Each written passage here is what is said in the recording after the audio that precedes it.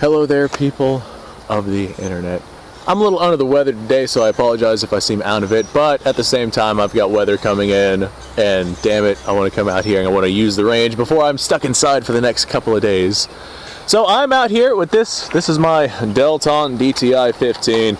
This is an AR platform in 223556, and this right here is what I use for coyotes and, you know, keeping varmints and whatnot out of my stuff and off my property. So I got myself a light on it, I got a cheap little red dot, and I got me some iron sights, and so far this right here has proven to be very effective with its intended purposes. But I use this a lot for representation of like a go-to home defense rifle, and you know, like situations like that. And I get a ton of people saying that's a terrible idea. It's, you know, most of them talk about how heavy this thing is. And I mean, I can understand that. It's an all-metal receiver, and we got a M-LOK handguard here that is also all-metal, and it's quite stout, and I'm not sure what the actual weight of this thing is. We'll combine all of that with the metal sights and the red dot, and the Picatinny rail on the side with a flashlight on it, and the sling and sling mounts and XYZ, just insert everything here, and the heavy contoured barrel. This is not a pencil barrel, this is a heavy barrel. Combine all of those things and you get yourself quite the stout, heavy rifle.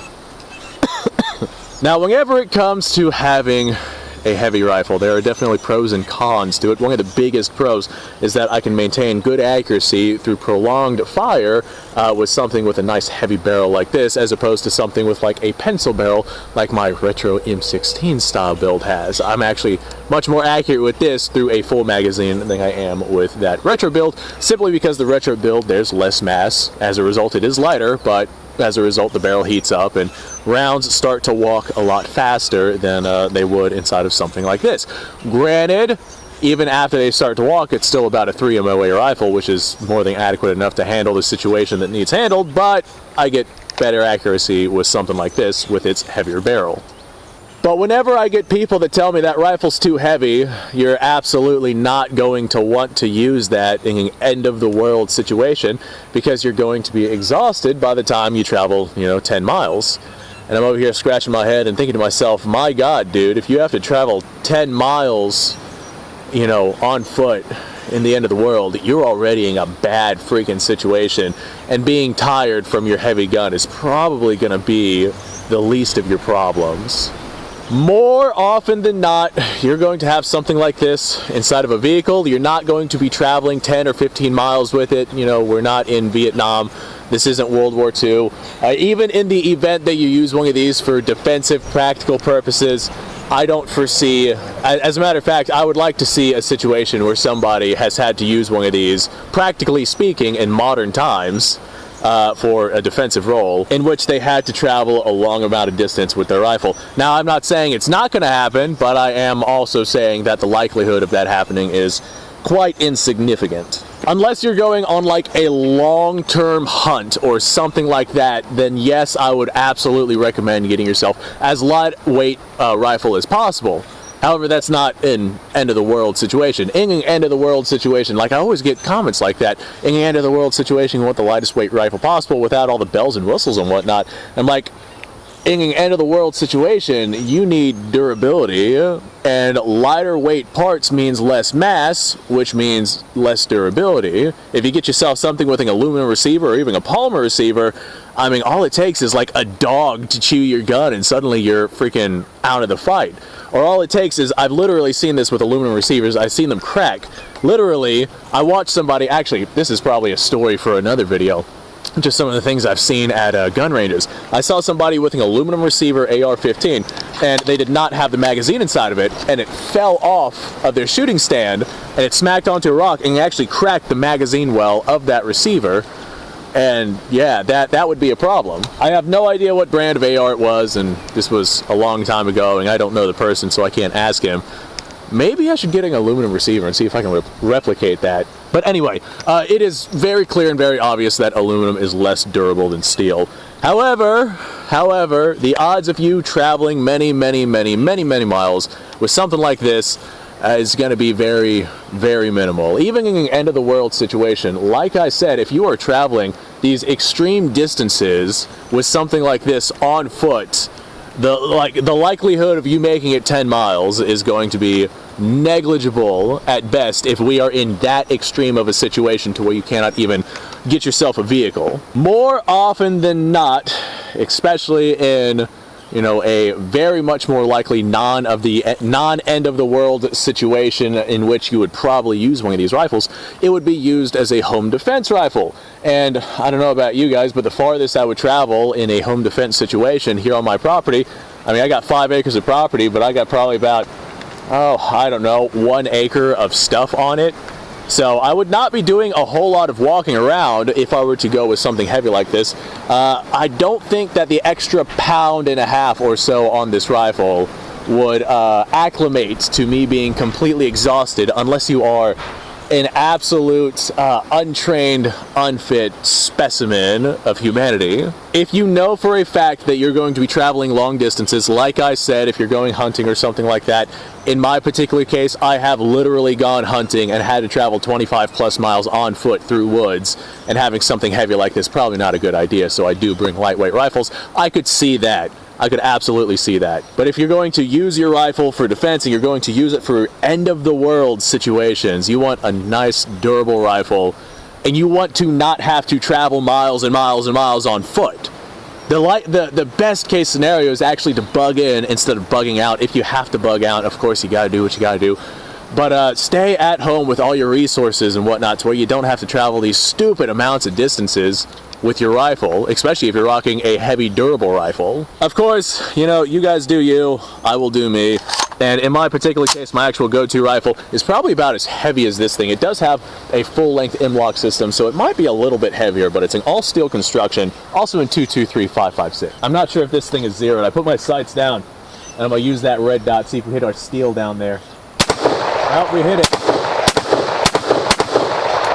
More often than not, whenever I'm using this rifle, I'll use the iron sights so I don't have to mess with the red dot any. Now, of course, whenever it comes to wandering around with your incredibly heavyweight firearm, I always recommend that people get a little bit of training and exercise with it. If you are somebody who is stuck in a scooter whenever you go to Walmart and you want as light of a weight rifle as possible in case you have to travel 10 miles, good luck traveling 10 miles without a rifle, let alone even with a lightweight one, let alone with a heavy one. So training definitely matters like a lot more than the actual rifle that you're using. You want a rifle that you know is going to be durable. Now, I'm not saying go out and get yourself like a 15-pound rifle with a bunch of stuff all over it.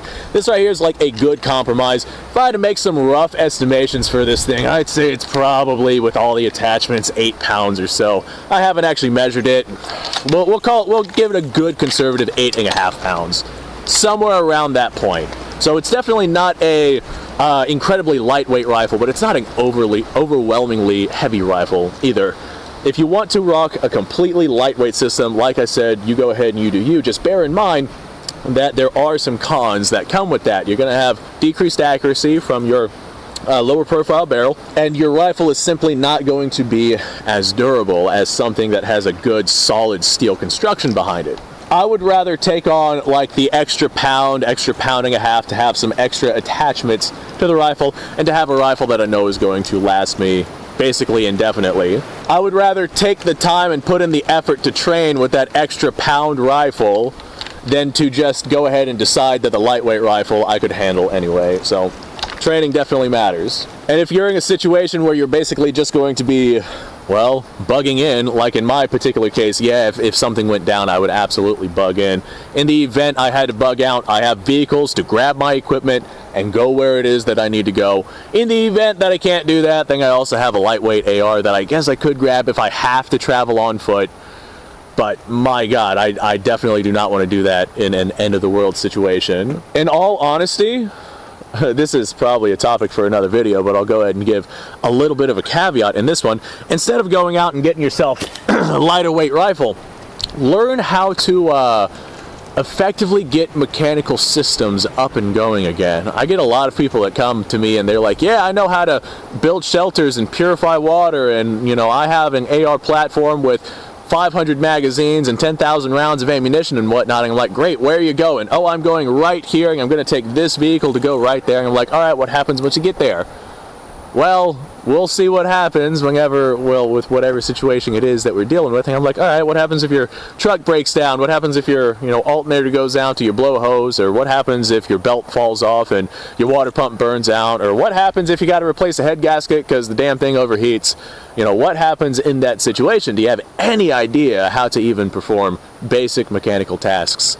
Well, most of your people who come out here talking about survival don't know anything about it. So being able to transport a slightly heavier rifle that is durable and whatnot, probably going to be a better idea than getting yourself a real lightweight one. I know some people out there try to go as light of weight as possible, and I actually have a buddy of mine who has one of those ATI OmniMax hybrids. I had one myself as well, and I stuck a lot of rounds through it, and it worked very well, and it was accurate, and I mean, it did what an AR is supposed to do. However, with it being a completely polymer receiver, I don't know if I would trust myself to it.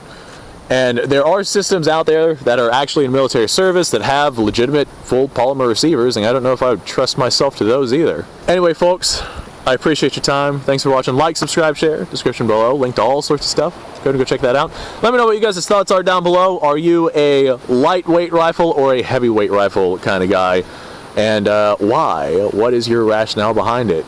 My rationale, like, the likelihood of the end of the world is actually quite minimal. The likelihood of your house getting broken into is definitely way higher than everybody going into some kind of apocalyptic situation. And even whenever it does happen, if you're going to end up using this rifle, then you're going to be in that area of apocalyptic situations like we saw in 2021 and, well, 2020 and 2021 with all the looting and rioting that went on. And if that's the case and you're in that area, odds are you're going to have like a place to have bugged in that area, and you're not going to be walking long distances with a rifle like this anyway. So having a heavyweight, more durable rifle to handle masses that are coming at you, especially one that retains accuracy through large volumes of fire, that might be the way to go in the event that you have to use it.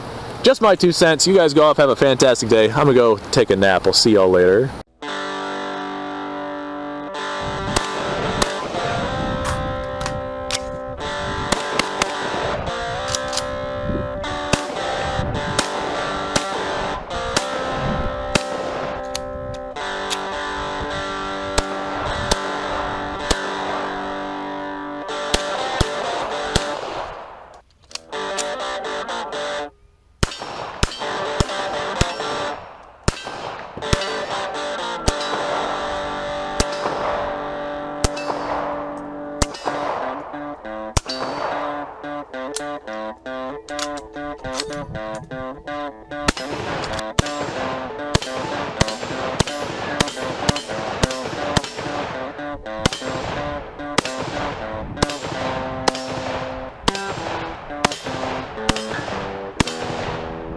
Been a little while since I've done this.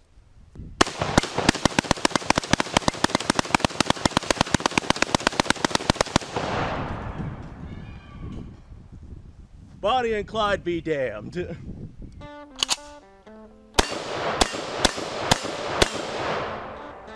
Poor man's Garen.